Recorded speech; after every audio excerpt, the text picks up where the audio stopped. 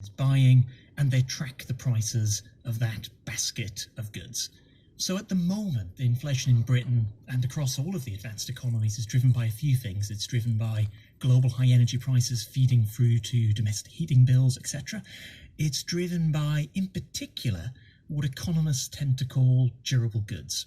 That's things like cars, things like furniture, those sort of big purchases that we make of things that last a long time. And that's partially because supply chains are very disrupted. So, there's a problem getting enough computer chips in the world at the moment. That's made it harder to make cars. That's pushed up the price of new cars. And it's also pushed up the price of second-hand cars. Because if you want a car and you can't get a hold of a new one, you're more likely to go and buy a second-hand one. Now let's go back to a period I remember very well, many listeners will, some won't, when inflation was the big enemy. Remind us how high inflation went and what prices rose fastest and why they did. So the 1970s is really unique in British economic history as a period of very high, sustained high inflation in peacetime. It's not something Britain really experienced before. Inflation averaged more than 12% a year between 1970 and 1979. The overall level of prices pretty much trebled over the course of that decade. In the 1970s, there was a lot going on. You've got an energy price shock. So that's Radio 4. In the Middle East and the oil embargo. The price of oil quadrupled in a year. So where to start? Soared. You had a newly deregulated banking system pushing out loans to people. People had more money to spend. You had really some of the worst macroeconomic policy of the last century with very, very expansionary policy in the early 1970s. What do we mean? Okay. I was drawn in by the program host. I'm not even sure the name of the program, but I was drawn in by the host's mention of muddling through, because I thought of the phonetic similarity of muddling and muttering. And as I'm saying it now, I'm thinking of the LR China connection. There was an item in the news just before this program about a Chinese spy, female spy, significantly,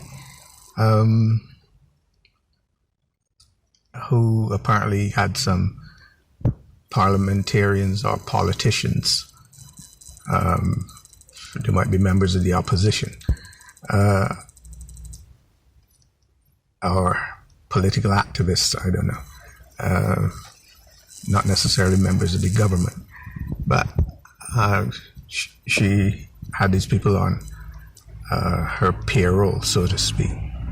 Anyway, but before the news, I was at Sainsbury's supermarket and I took a picture there, a couple of pictures, one of the sign outside Sainsbury's and one inside of what would you call that? A plastic spray thing that, you'd container, spray container used for sanitizing. I had got into conversation with the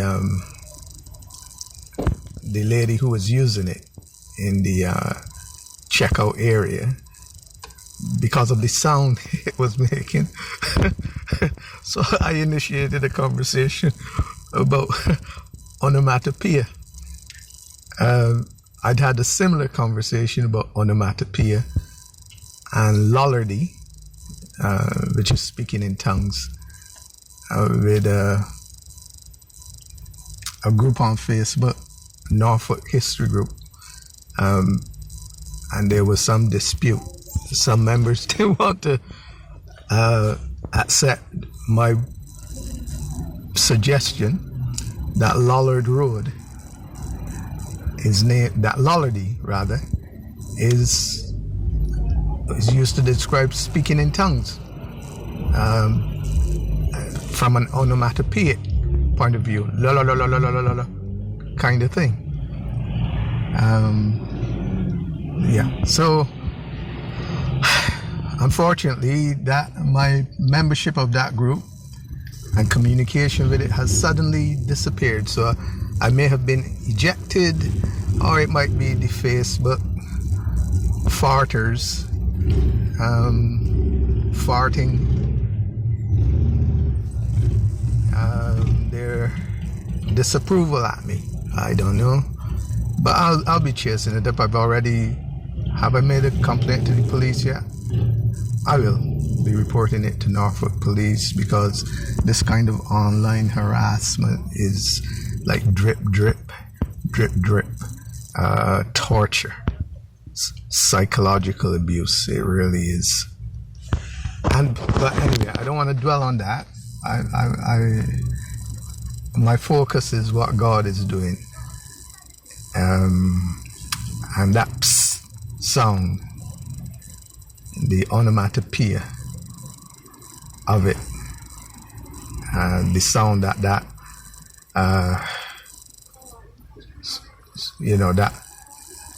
bottle spray of sanitizer was making. The clerk said, when I told her about it, she said now she'll not be able to get that out of her head. Well, that might not be such a bad thing. Yeah. Okay. God is good.